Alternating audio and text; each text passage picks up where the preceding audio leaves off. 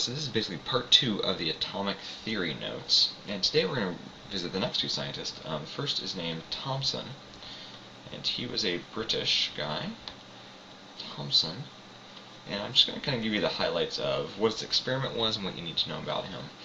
He was right late 1800s, 1897-ish, and he worked with a cathode ray tube.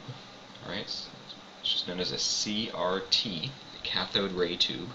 And before flat screen televisions were around, you had like the big tube televisions. Those were CRTs, and essentially just a beam of radiation, for lack of a better word, energy is sent through a tube, and that is it's just energetic light. And if you look really close to the television screen, you have little phosphors, and one's green, one's blue, one's red.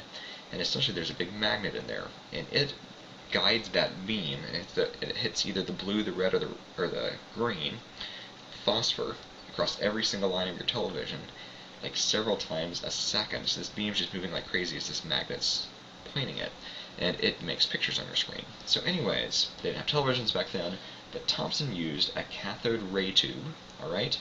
And you basically have just a beam of energetic, I don't even know what to call it. You have a vacuum, it has a little bit of gas in it, but you have an electrical source on one side, and as you excite that, it excites the little bit of gas that's in there, and essentially you have an anode and a cathode, but the beam of light starts on one end, it kind of goes towards the other end, alright, and it kind of hits this plate over here. Alright, so what he did was he put a magnet, alright, so magnet has a positive side and a negative side. And when he did that, he found that this beam was deflected, alright, or it was bent. So when he put the magnet, the beam was bent towards the positive side of the magnet. So that led him to believe that there's something inside atoms that must have a negative charge, alright? So he used the CRT, and he proposed that atoms have electrons.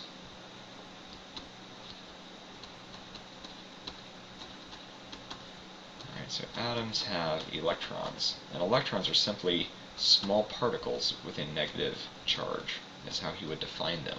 Alright? Mrs. Hoffman, what are you doing? You're playing on my Nintendo. I know, I just started, but I'm right in the middle here, and I've almost got it. Oh, mushroom! Oh, I'm This cannot happen. I've told you, you can't do this. Oh, no, you messed me up. I just got shrunk. What about messing you up? Huh? Hey, what? Run down the hill, run down the hill. No. Ah! It's Ah! Alright, so an old-fashioned television is a CRT, a cathode ray tube. And I'm going to show you what this looks like in the back. So right back here is kind of the tube part, which is what Thomson used to shoot the ray of electrons. And this right here is kind of all these coils, are the magnet part, kind of like an electromagnet, and that controls where that beam hits on the screen up front. So whenever I had the big magnet from the speaker, what I was doing is I was overriding the magnet that was telling where to hit the phosphors on the screen. So I was distorting the screen, making it twist, messing with the colors.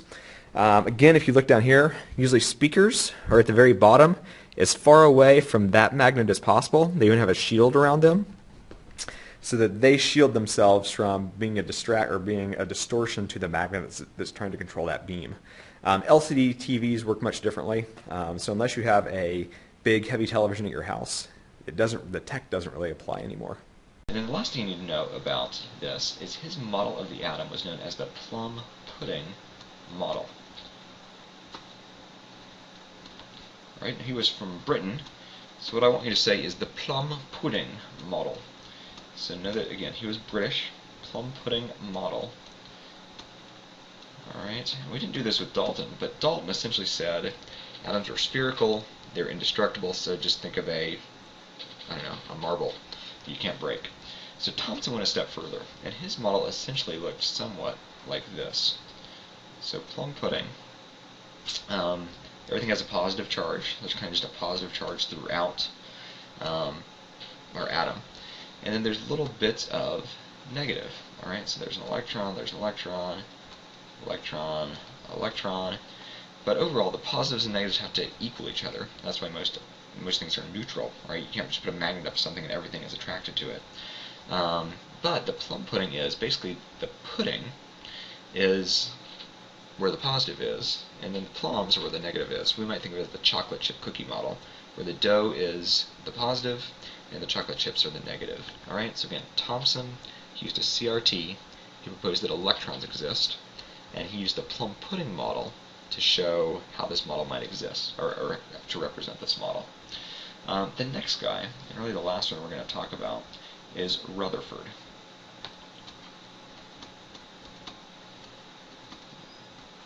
And Rutherford was about 10 years later. It's the early 1900s. We'll call it 1910.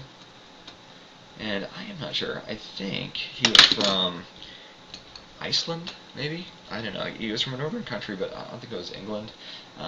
But a couple things. His, kind of the thing that he used for the gold foil experiment. Essentially, gold foil is just like aluminum foil, except it's made out of gold. Alright, so Thomson used a CRT, Rutherford used gold foil.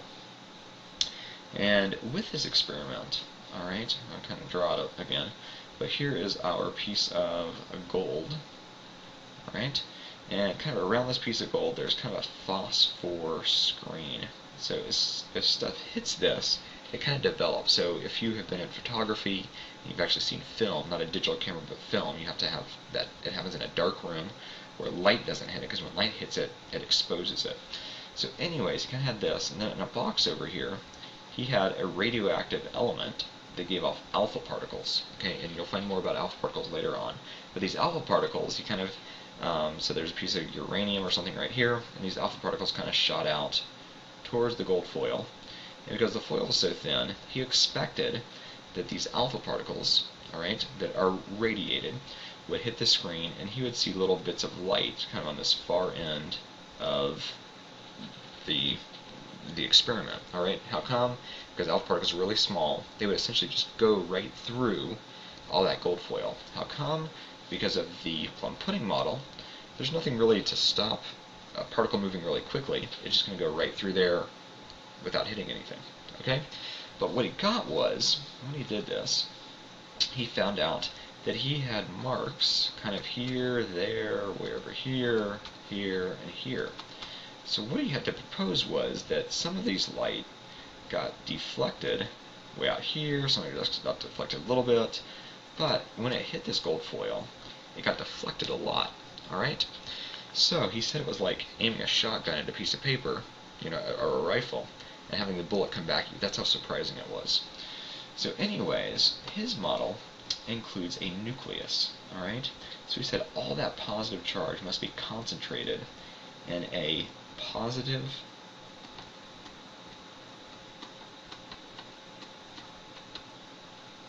dense, okay,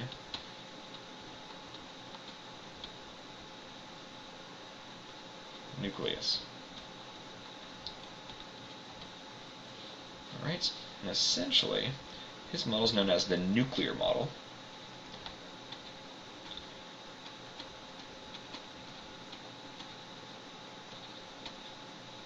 Because it has a nucleus. So again, we're going to draw a picture of this, and Rutherford's model essentially is something that we're more familiar with. Alright? So in the center we have a nucleus, and all the positive charge is concentrated in a really, really, really small space. And then on the outside we have electrons. Alright? So they're kind of just out here in the empty space. But his nuclear model said there's a positive dense nucleus, and the rest of the atom is, in fact, empty space. And again, it's interesting because we have heard this. It is what Democritus said now almost 2,500 years ago. So empty space is all around the nucleus. And essentially, what he said is these alpha particles, alright, and an alpha particle is an atom that has a +2 charge. So these alpha particles are kind of shooting, And if one was right dead on with that nucleus, because we have positive with positive, it doesn't matter how fast this thing's moving, if this is really, really dense, it's going to deflect it in a different direction. Alright? If it kind of hits a glancing blow, it's kind of just going to go sideways. But most of them, because it's empty space, would hit on the far end. Alright? So again, he had empirical evidence, and used that evidence to change the model of the atom.